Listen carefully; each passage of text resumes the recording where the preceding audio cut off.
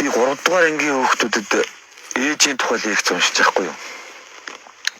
Тэгэл ээж хүн одоо төрөхдөө ийм хэмжээний өвдөлт мэдэрдэг, ингэдэг тэгдэг, ээж ингэдэг, ээж шүн ойргүй хондог, хүүхдээ хүлээд тэгэл хүүхдээ одоо хүүхдийн нойтон шилсэн дээр унтаал гэл ингээд их хүний зовлон одоо олон жишээгээр зүйлэл ярьж болж байгаа. Тэгээ ярьсан чинь хүүхэд тийм ухамсартай байж ингээд бүгдээрээ заал 4 3 дугаар ангийн хүүхдүүд уйлал ингээл зарим нь бол аманда модон чихэр зууцсан уйлж байгаа байхгүй айгу хөөрхөн.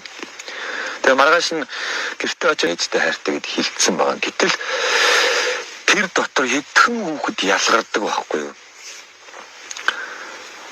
Нэг хүүхэд яг тэр лекцэнд сууж байгаад хүүхдүүд ээжтэй хайртай гэж хэлнэ гэж нэг лекц тараал гараа явжсэн чинь 3 дугаар ангийн нэг юм жоохон банд зайлвал асгартл уйлал суугаад байсан. Асгартл уйлал суугаад би нэлээ удаа харж байгаад уйлаад болохгүй хана очиод дарагдахгүй юу.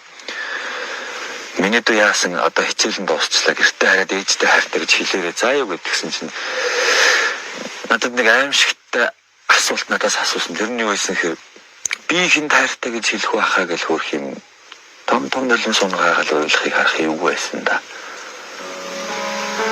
Яасан гэсэн чинь жил 2 сар өмнө ээж нь насарцсан хүүхэд сууж ирсэн.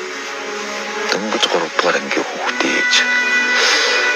Дөнгөж 3 дугаар ангийн дээр бөөсөн чинь жаахан хүүхэд сэтгэл зүйд асрах дарамттай амьдарч байгааг харахад гэнэ сайхан байгаагүй. Хорвогийн ер нь хамгийн хүнд өвчин бол санах гэдэг өвчин.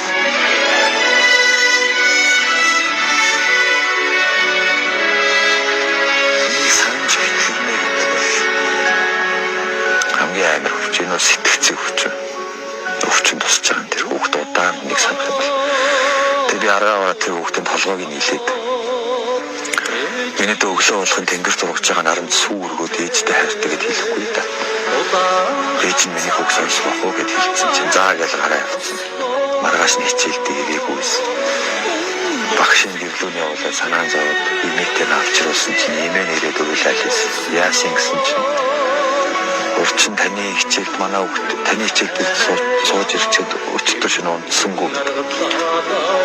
Хүн сэтгэл нь өвдөхөр нойр нүрдэх юм л та зал. Тэгээ юу хийсэн гэсэн чи тэр хүүхд шинэ унтахгүй шүнжэнгөө зураг асуусан байсан.